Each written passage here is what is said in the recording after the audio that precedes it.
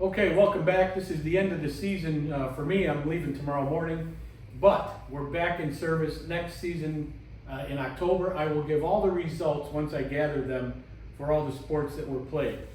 So in addition to that, today we're going to go over, we have a community emergency response team. Mike's going to introduce himself, Ken's going to introduce himself. We want to make the community aware of what's available to them and what we'll do and what may not be available to them should a hurricane give us a direct hit. Mike? Thanks, Dale.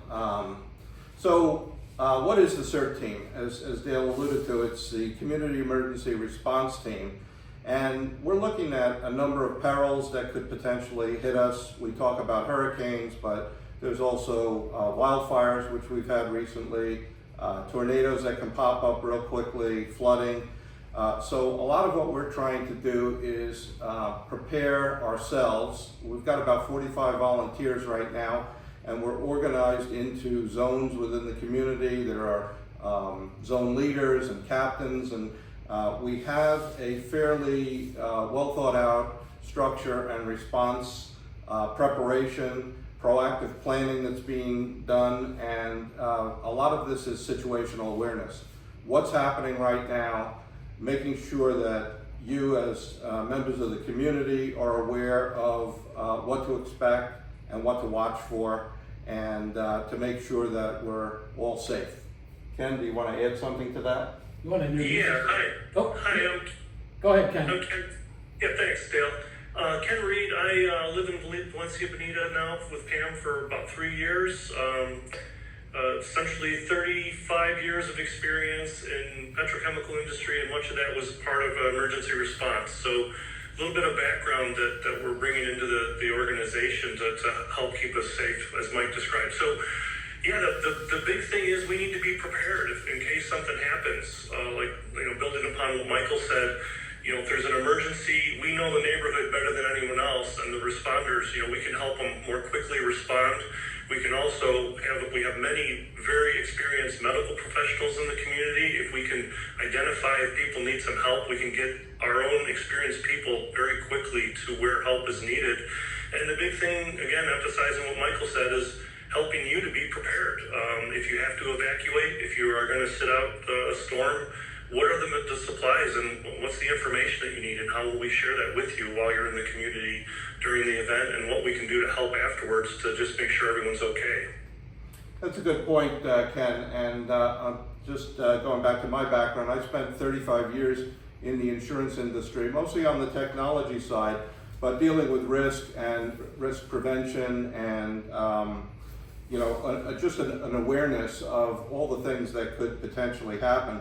The good news is the team that we've assembled here, and it's all volunteer, we do have quite a few doctors, nurses, retired firemen, EMTs, police officers. So a lot of people who've had formal training, and we're able to leverage that in the case of an emergency. So that's the big advantage that we do have. So the community needs to understand that in a direct hit or a multi-community event, Bonita Springs is only going to be able to handle so much. That puts a little bit of the weight on us to stop bleeding, to evacuate someone, to possibly move someone out of harm's way, to clear roadways. So the government wants you to be able to operate for 72 hours on your own, because these responders in a hurricane situation won't respond while sustained winds are 40 miles an hour or greater. Bonita Springs has 4 firehouses, that's 4 engines, I think 1 or 2 ladder trucks, and only 3 ambulances to cover 74 square miles. So during that peak time, we need to be able to help each other. And like Mike said, we've gathered quite a group between doctors, nurses, and retired firefighters and EMTs. When we went through our particular class, there were 20 of us, and we snapped right through their mass casualty incident like it was nothing. And that was only because we had a lot of people that were in the game before. So we want to provide not only help to you, but awareness what you can do with this. Mike, if you could show that. These are available to us from Bonita Springs, and it's a really good read on what you should do because we did have quite a bit of warning for Ian. During Ian, this was my first experience. We closed on August 31st. Ian hit on the 28th of September. I had never been exposed to anything like that, but everything that I was told to do through this book, we did. Water, batteries, radio, everything we could do to prepare to hunker down. So what we also came up with is if someone needs assistance in your zone, whatever it is where you live, they're going to be coming up with a red A. It's going to be an 8x11 red A laminated that you would be able to put in your window, and that will tell the responders that you need assistance. This is completely up to you. It could be someone that's permanently disabled. It could be someone that just had a recent surgery. It could be somebody that's bedridden. We'll know that you're a priority. And by walking through our zones, we'll know that's where we need to focus our attention quickly. So as far as treatment goes, the CER team all has a backpack with several items in it to stop bleeding and do some first aid treatment. Once we gather, I believe our command post is going to be here. Yep. Our command post will be here. We'll deploy from here, and via the radios that we have, we'll be communicated where the help is needed. So between golf carts, pickup trucks, any truck that can haul, we want to clear roadways, get accessibility, get to the people that need help, get people that need to be treated, because we know we're going to stand alone for a little while. So just building on that a little bit, Dale, thank you. Communication continuity is key, because the likelihood in a severe storm is we're going to lose communication. We're highly dependent on the internet for even our cell service. Our cell service is spotty.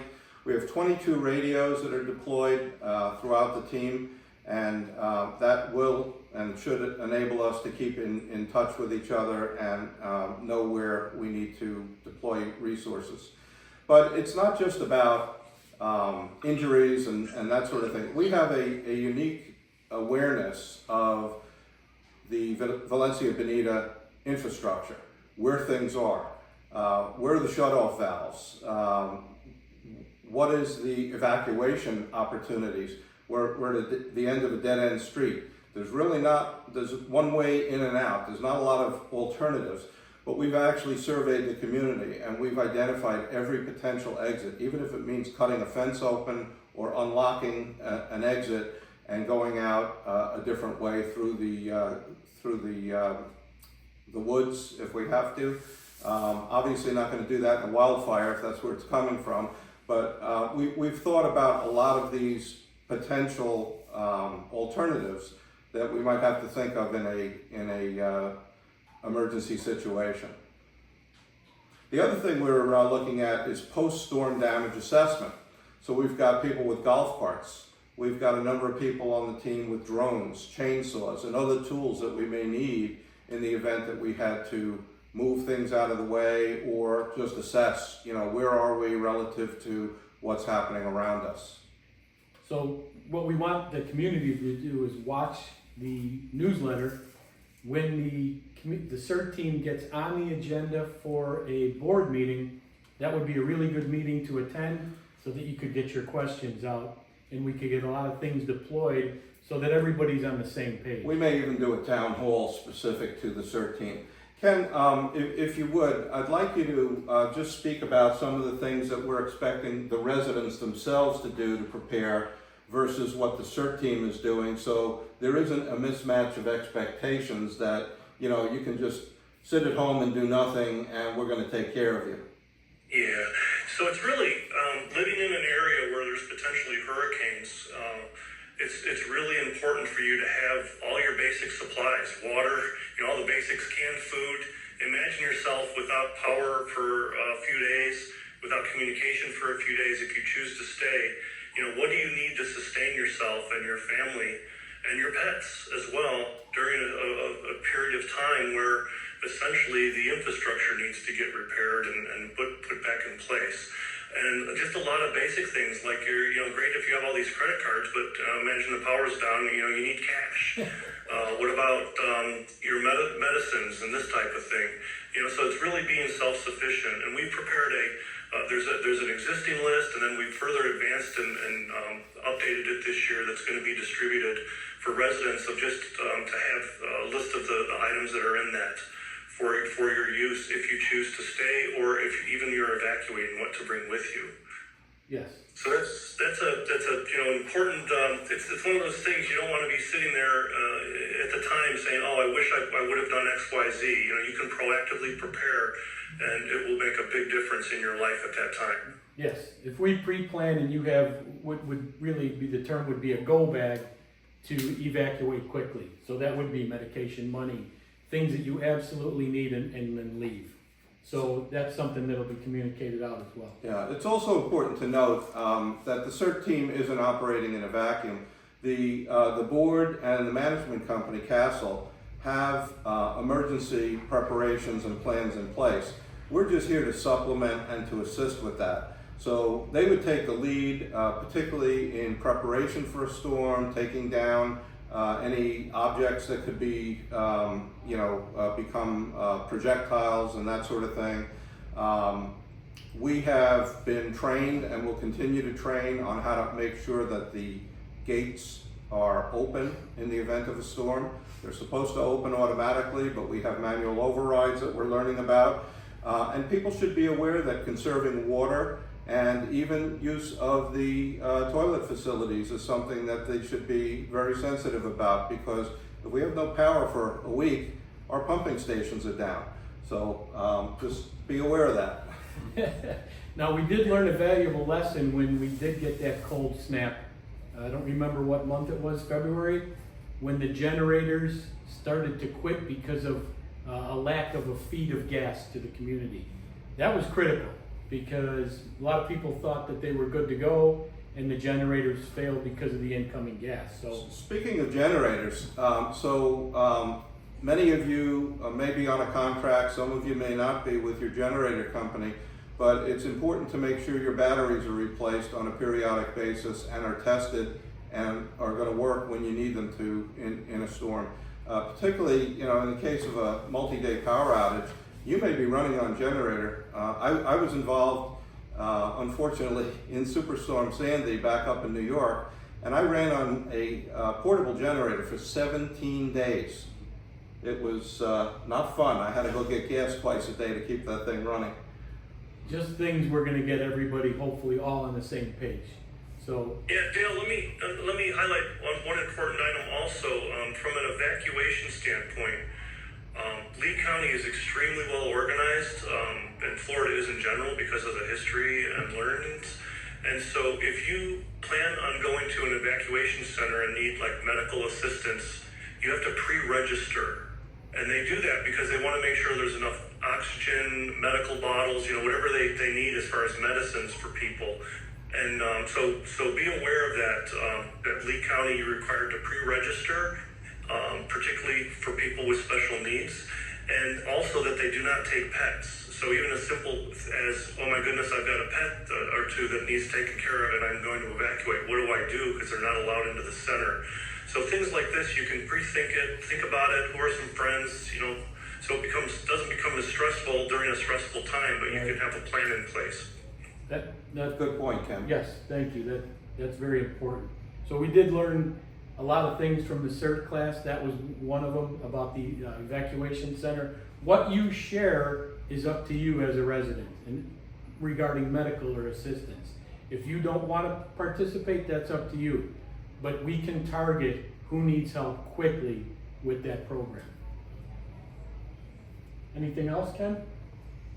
I would say what we are not is important as well. So, as far as installing storm shutters and this type of thing, yes. that's really not the purpose of the organization. Providing transportation, purchasing, delivering supplies, providing home watch. So just be aware. I mean, our focus is really on the safety of the community, particularly proactive preparation, but also responding afterwards. And but we're not a master of all these trades. Right.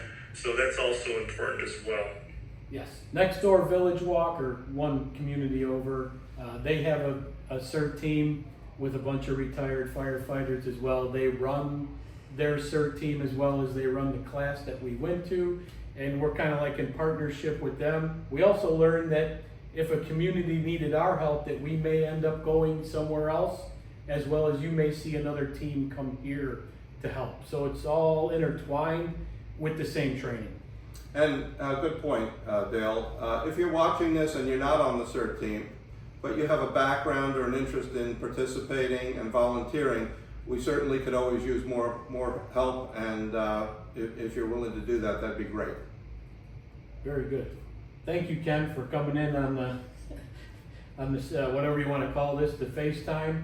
Not a problem. Michael, Glad to join. we're going to get Ken and Mike back on when we come back for season, and we'll go through the 2-minute drill with them. But we wanted to make sure we got this out with the season that's coming, hurricane season. Thanks, Dale. Thanks for having us. Thanks, Ken. And Thank you, Dale. we'll Appreciate you organizing. see you in October. See you all good. Have a good Thank summer. you.